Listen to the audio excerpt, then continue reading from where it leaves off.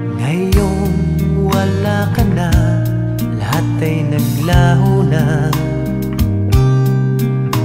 Buhat ng mawalay, nawalan na ng pag-asa.